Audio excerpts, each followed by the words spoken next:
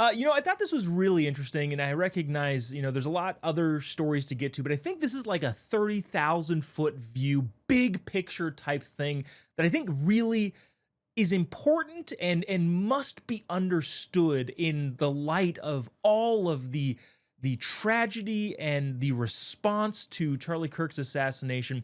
This is from a guy named Glenn Harlan Reynolds, who's been talking about preference cascades, which might be a new term for you.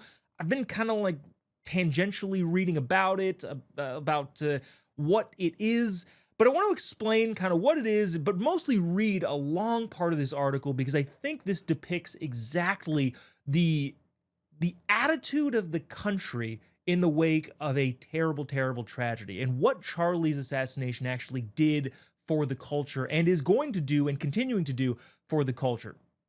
This is from Glenn Harlan Reynolds.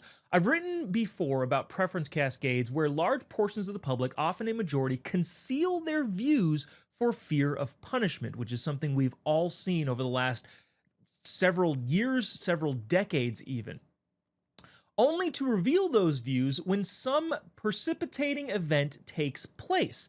Charlie's views, uniformly disparaged by the press as right-wing extremism, are in fact mainstream, and we are realizing that in real time. He goes on, generally held by the majority of people, his assassination has caused people to step forward and realize the normal American community is a huge majority. That is absolutely 100% correct.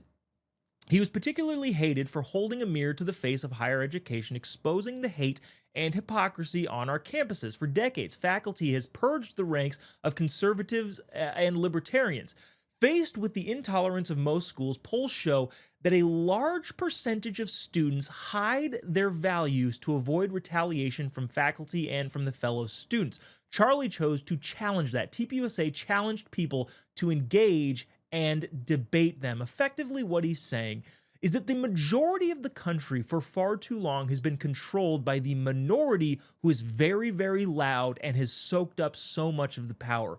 What Charlie's horrible assassination and murder has shown, and I don't necessarily even say this is silver lining, this is just a repercussion of that, is that the majority of Americans, thank God, do hold Charlie's opinions and hold Charlie's beliefs and our beliefs as conservatives as a whole. It's just that the minority has been screaming so loud for so long that they've made us feel like we aren't the mainstream. But like he said, in reality, Charlie's views and Charlie's opinions were mainstream. By the quote-unquote mainstream media, they were written off as right-wing agitation or whatever they say. But the response to Charlie's assassination has been, from the overwhelming majority of Americans, we actually agree with him, and we are no longer afraid and no longer feel like we need to hide those opinions because we are now emboldened by a terrible, terrible tragedy. He goes on to say this, and I just think this is interesting to wrap this up. People are getting the courage not to hide their views, which is problematic for the left, whose strategy has consisted of using bullying and propaganda to convince 80% of the population that the views of 20% of the population are in the majority, which is exactly what I think we've all been seeing and exactly what Charlie has been saying, and it's now coming to light with people who are unafraid to say, no, I actually do agree with so many of the things Charlie said. Is not a fringe opinion. It's actually the opinion of the majority of the American populace. People are getting the courage not to hide their views. Oh, this is what I just read. Sorry.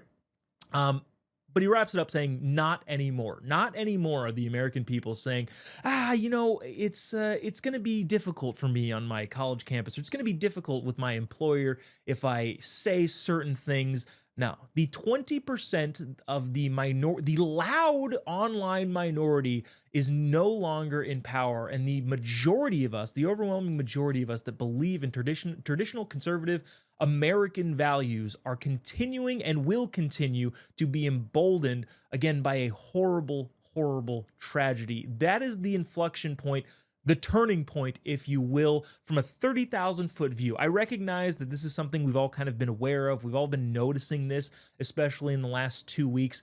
But the reality is, this is what is happening, and it's a way to put kind of a name to what exactly is happening. Preference cascades, which is interesting. If you have a second, go check out Glenn Harlan Reynolds.